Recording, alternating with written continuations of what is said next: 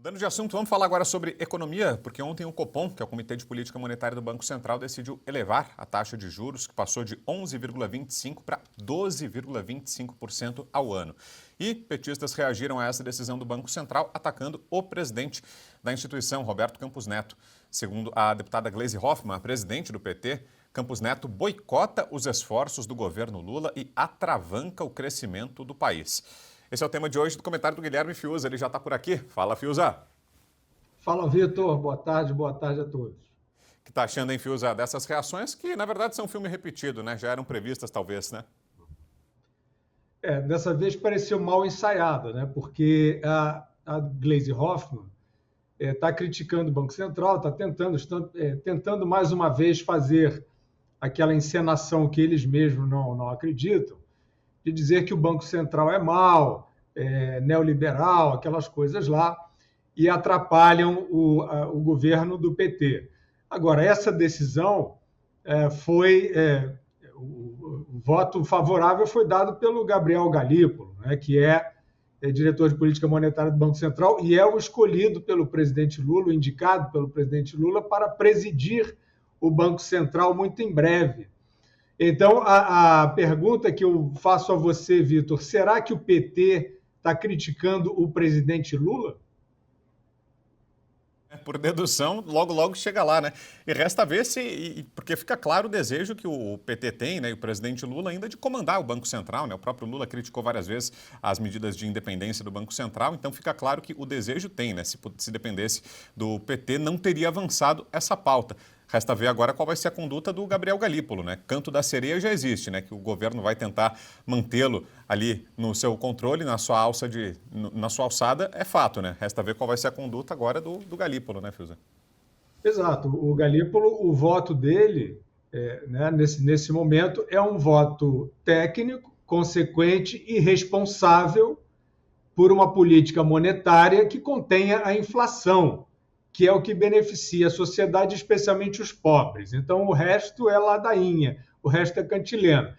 Agora, de fato, se o Galípolo assumir a presidência do Banco Central e mudar completamente, ou seja, se afastar, né, das diretrizes de responsabilidade fiscal do Banco Central, aí ele está escondendo bem o jogo e seria gravíssimo.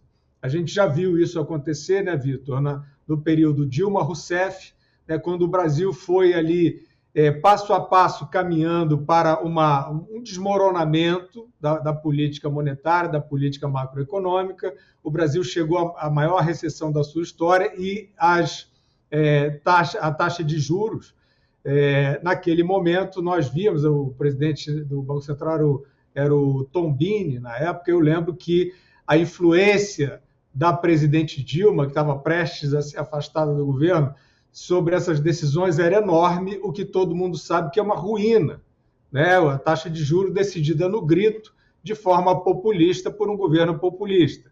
Então, vamos ver se o Gabriel Galípolo vai se prestar a esse papel. Até aqui parece que não, né?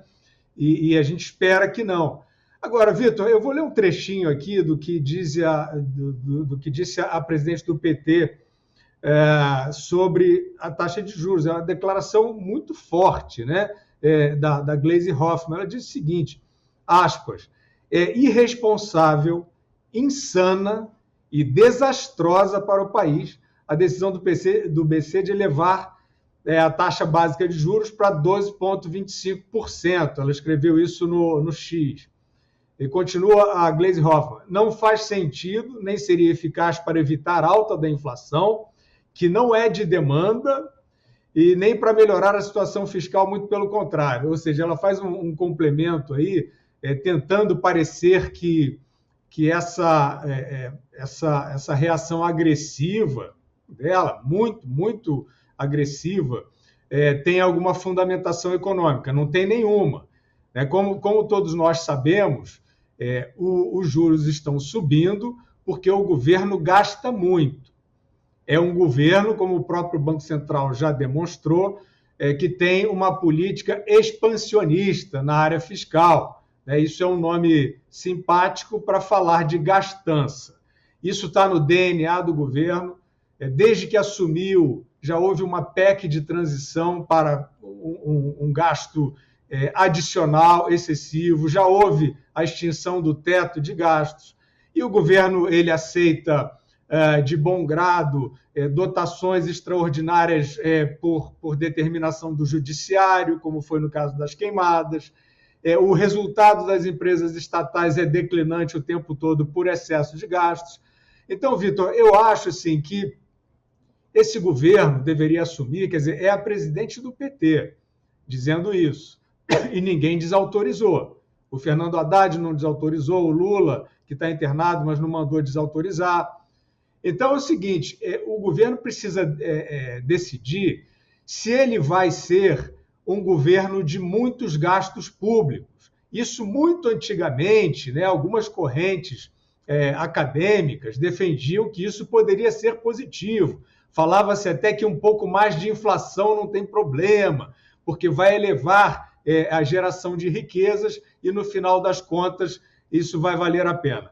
Essa tese, e até pelo avanço, pelo dinamismo da sociedade, pela complexidade da sociedade, essa tese hoje é absurda. A ideia de que você vai gastar muito dinheiro público, ainda mais do jeito que o PT gasta, que o governo do PT gasta, e isso no final vai gerar aumento de poder de compra e qualidade de vida. Isso não acontece, não é fato. Agora, eu acho que o que se devia fazer nesse momento é o governo assumir. Se é um governo que gasta, ele tem que dizer, nós somos um governo que gasta. Mas eles ficam dizendo que não, que é um governo que faz pacote fiscal, que quer economizar, etc. O pacote fiscal, como já falamos aqui, inclusive no jornal, o mercado já entendeu que não é para valer.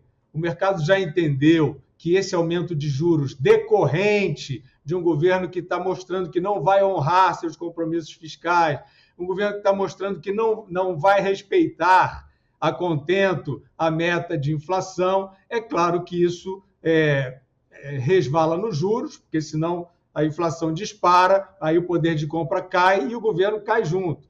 E é claro que o dólar também vai subindo, vai sendo pressionado. Agora o dólar deu uma caída justamente porque a medida monetária, né, do Banco Central, com o aumento de taxa de juros, conteve essa alta do dólar.